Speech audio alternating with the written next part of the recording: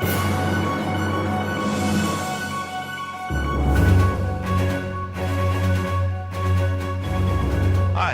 my name is Mike Heinum, and I'm the managing partner at Heinum Law in Harrisburg, Pennsylvania.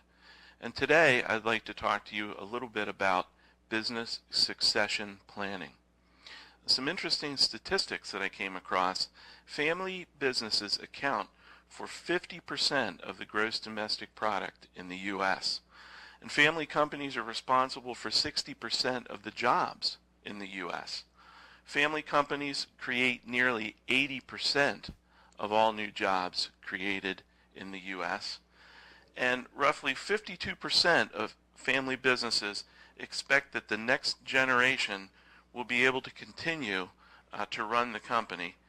That means 48%, unfortunately, don't believe that their next generation will be able to run the company. Finally, an online survey of small businesses conducted by U.S. Bank showed that nationally only about 27% of small business owners had an exit or succession plan in place. So that if only 27% have one in place, again, that would mean that over 70% of businesses don't have one in place, and it's very important to consider doing so. Most businesses have a life cycle: conceptualization, when you're thinking about what the business will be; formation of the business; growth of the business; maturity; and then succession. And what succession means is passing the business on to someone else when you die, when you're ready to retire, or when you're ready to just get out of the business. You want to review your business records and documents and contracts, and then put together and execute a business succession plan. Not only legal documentation, but also financials and other documentation involved in the business. Succession planning can not only provide for some kind of income and liquidity for the owners when they get out of the business, but it can also permit tax planning to minimize tax risk when transferring a business, providing a plan for continuity, and also protect the business owner's interest along with the interest of his family and the employees in the business.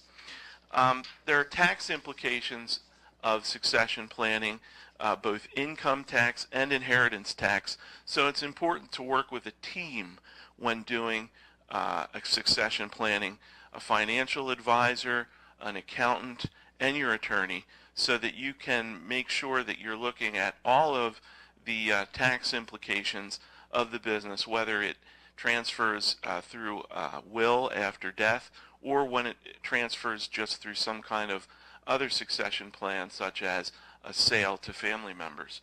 Review the structure of the business and what the owner wants to do. You can sell the business to a third party, you can reorganize the business, or you can transfer the business, as I said, to employees or other family members. You can handle the transfer of a business in a will through your estate planning. You can look at possibly doing something with a trust that could either be created separately or through your will, like a pour-over trust. Or you can also look at life insurance options, which would be something like a key person insurance policy to provide income upon the death of the owner, so that the business has the resources to continue operating until the succession plan is actually carried out. You can have operating agreements, such as with an LLC. You can have buy-sell agreements.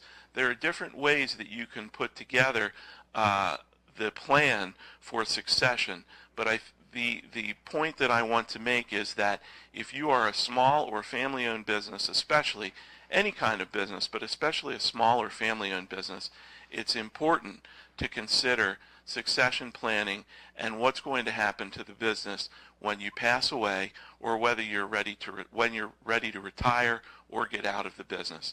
If you'd like to discuss these issues or anything else, please don't hesitate to call me. Again, it's Mike Heinum, Heinum Law, Harrisburg, Pennsylvania. Thank you for watching.